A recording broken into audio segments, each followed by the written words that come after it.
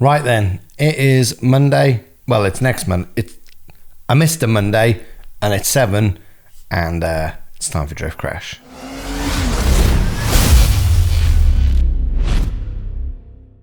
Right, so this week on Drift Crash, what I'm going to talk about is how to get your car set up to go drifting. A lot of you guys are just straight up asking setup questions or asking about parts or asking about knuckles. What it comes down to is driving skill. What I'd like to clarify this week is more to do with making sure your car works right than the specifics of the setup of the car. With that in mind, here is something I prepared earlier. What you will see before you is this one's a Driftworks coilover for an A86, but the principle is all the same. Handily, this one has the stub axle on it, so you can see how it moves and rotates and scrub radiuses and all that sort of thing. But that is not particularly what I'm interested in today. So the first thing before you even think about dampers is, does your car have any existing problems? Are the wheels done up? Are your tyre pressures correct? Have you got any loose wires? Is your fuel pump okay? Are your wheels clearing everything while they're rolling? So for the rear wheels, obviously on compression, you might have wide body on there, but have you tubbed the arches enough that when you compress, the wheels aren't getting stuck?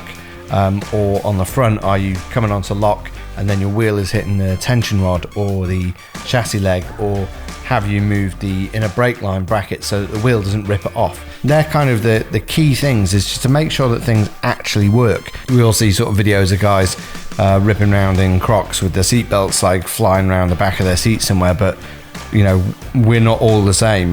When you're learning especially, you definitely need to give yourself as many advantages as you can. I know these are all very obvious things to say, especially if you've been drifting for quite a while. It's not even something that you consider and is easily overlooked. I know, because I do that myself all of the time. So with that in mind, you've gone around your car, you've checked everything's working right and clearing and nothing's a major problem. The next thing to look at is obviously your toe settings. Are your wheels pointing in or out, whatever. As long as they're pointing straight, that's enough at this point in time, because what we're trying to get to is understanding the movement of the vehicle rather than specifically the setup.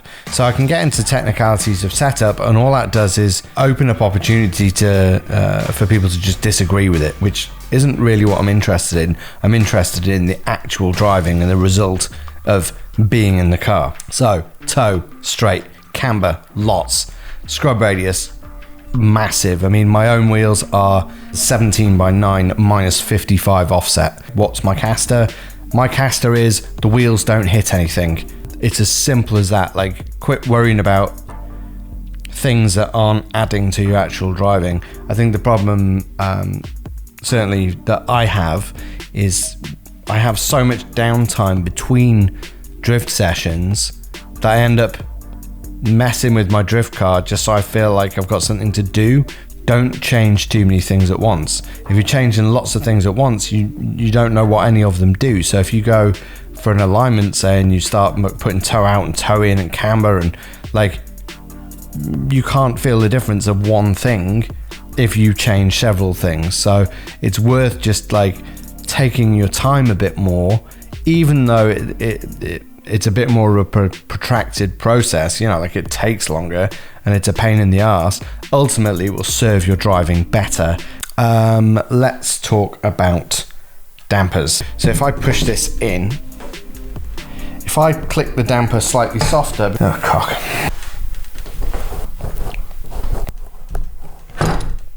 Right, that's quite firm, but that is the damper at full compression. Right then, so in front of us, this is a damper in its component parts. Now, normally when you're installing a damper to the vehicle, there's a process that I go through which is fairly sort of foolproof to be able to put your dampers on and actually have them work correctly. Your damper is designed to work in a particular stroke range.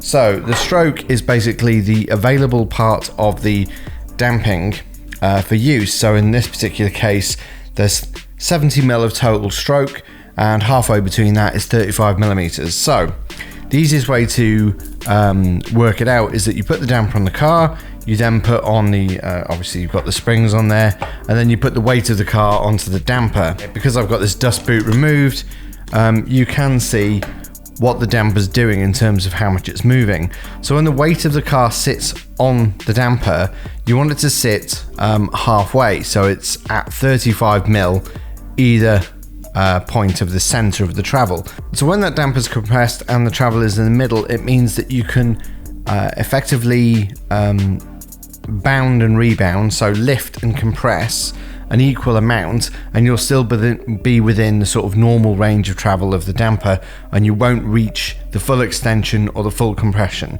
If you put the weight of the car on, it's sat up at the top of the stroke. It means that you have very little travel before the damper tops out. You run out of actual space, and then you're done for, basically, because you've got no damping left. Equally, if it's too high up, you'll run out of travel and the damper will top out, meaning that there's no more extension and there's nothing else you can do. The reason to use these things, which are helper springs, is that when you have the weight of the car on the damper, it might be that the spring, effectively without the helper, would be loose. So it could be that your spring actually, doesn't meet the full distance that it needs to, so it flaps around like this. And what you need the helper spring for is basically to slot in there, keep it in place, so that when your damper reaches its full extension, the spring doesn't leave the spring seat, so it doesn't come away from the top of this seat at the top of the damper, and then as you obviously put the weight of the car back on, for example, you put the weight of the car back on, the spring is sat, at a funny angle, and then it doesn't sit right, maybe it sits like this, nothing is sat right, so when the, at some point the spring will settle, and that'll be fine. But if you go over a larger bump and the spring comes loose, you may end up losing the spring and it'll have to resettle again, which is not ideal, certainly if you're racing. What we want to do for the more Japanese approach is to actually top the damper out, meaning that we don't need the helper spring. So what we want to do is effectively move the spring seats up. So if you imagine this thing is fully compressed, I think the Driftworks ones are like 18-20mm plus the thickness of the spacer. So if we lose that distance, happen to be using a black spring, it's a different rate or whatever, then it basically means that we're going to be sat in a different part of the stroke. Once the weight of the vehicle is on there, it might be that this, at full extension, if you wanted to sit halfway, it might be that the spring is still loose. But what you're actually wanting to happen is that the damper will reach full extension, and what that does is, as you flick and change direction, the trailing wheel, if the damper's at full extension and the weight comes away from that wheel, then the wheel will literally lift off the ground, which means that you've stopped the nose of the car lifting, and all that's then working as an effect is the compression of the rear.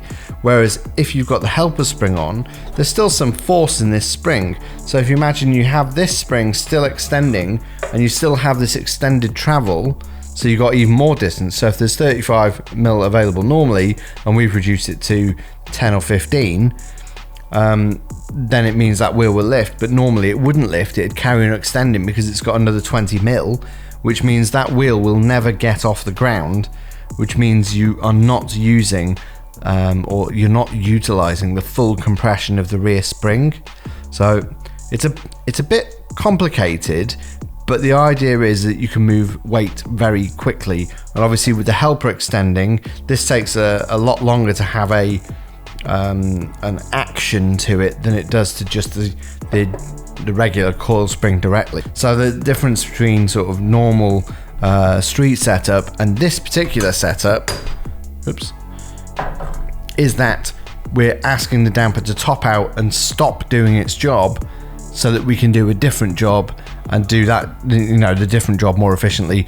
Now on the rear, you can use a helper spring should you need to, because you're generally going to run a bit of droop on the rear. So on the front, in terms of springs, you're going to run a bit of preload. It kind of doesn't matter what the distance is unless it's relevant to the actual available stroke of the damper. So that's kind of the difference between a regular westernized setting, I suppose, rather than spending a bunch of money saying, oh, we'll do this, that, the other, or I can engineer it better this way, or there's literally, if you top that damper up and remove that trailing wheel from the equation, then you no longer have to worry about that trailing wheel until it comes back into contact with the ground, or it's supporting weight, or it is controlling that weight in the action of the vehicle. So that's why the Japanese set it up that way.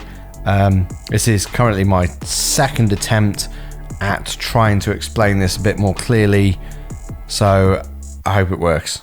Now the point of that is that you're then steering with the rear of the car, because the steering is no longer necessarily governing what the car's doing. With the Japanese setups, you run a very sort of highly gripped rear tyre that does all of the work. So like, you know, the front tyre can be equal or less grip than the rear. So this is why I'm speaking specifically about the Japanese types of setups, because the Western equivalent of that setup requires much more from the front steering, which is why you see people with very, very grippy front tyres, and they run things like, I mean, the popular one over here at the minute is Max Sports, which is actually a rally tyre, and it's so soft you have grip instantly.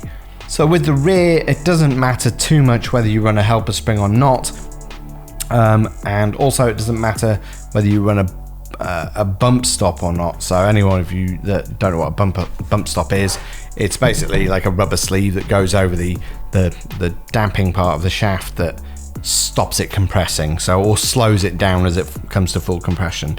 The only thing you've got to do at the rear of the car is effectively stop the chassis hitting the floor, and that's the only point at which you need any compression control. Another factor while you're setting your dampers up is lots of these dampers, you know, this one included, says hard and soft for your damping settings.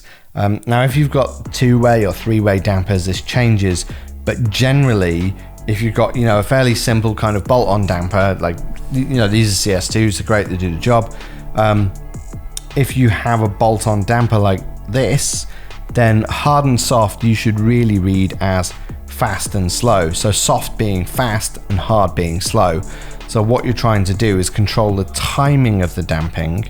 The springs are supporting the weight of the car, and the dampers are actually controlling the speed at which the weight moves. So if you think of fast and slow rather than hard and soft, it's much more beneficial to you when you're trying to get the timing of the car right. All of these little things are what make the drifting good. You know, there's no point trying to go drifting if your car doesn't work. And a lot of the Japanese cars to look at are battered. They've had their heads kicked in.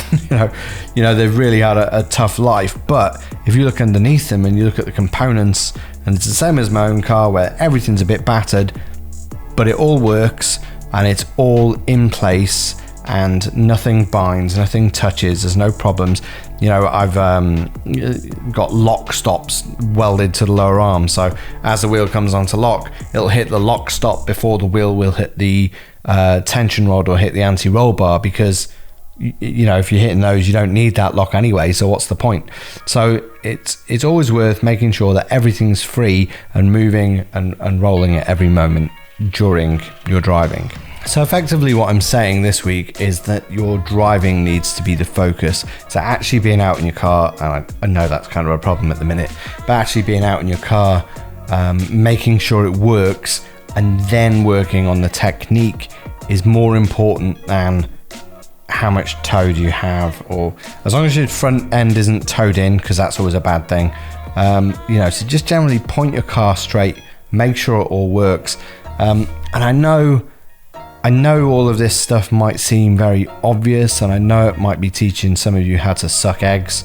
Yeah, for anyone that doesn't know what suck eggs means, it's like an English expression that means I'm not trying to tell you something you already know. It's all about changing the mentality of what you're doing so that you're not focused on just setup, parts. You know, like the amount of people who've asked me about like what parts they should fit, or like make sure your car doesn't overheat, make sure you check the oil, make sure it, you know, the tire pressure is good. Like all of these things, just all basic stuff, and make sure all of these things are right. Now I will continue to go further into setup and like more technical setup, but I don't just want to dump all that information out there, because it's going to detract from what the actual message is, which is change the way you're looking at drifting, change the approach you have to it, change the fact that the first thing you think about is fitting parts into driving. Just focus on driving, focus on like what technique you're going to use or how fast you can go. You know, could I have braked later? Could I have like gone in faster? Can I make that entry quicker? And as you're doing these things and as your mentality changes, you'll start thinking about, well, what if I change this one thing, or what if I change that one thing? You know, I can spoon feed it all to you, but it's not necessarily that useful in the grand scheme of things. So I will get there, I will tell you all this stuff, but I feel like I have to work more on the mentality first. And that probably sounds really annoying and possibly condescending, but if you guys are already out there watching this and you already know what you're doing and you already understand all of these complex suspension problems,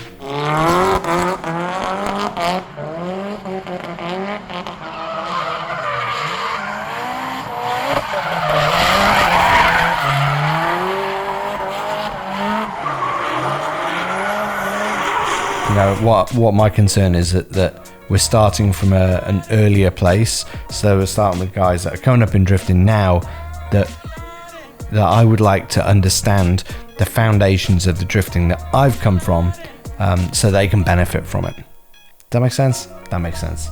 Go off, watch more videos, study drifting, and I'll be back sooner than a couple of weeks, because I want to do some more stuff, and I've got some interviews done and stuff like that.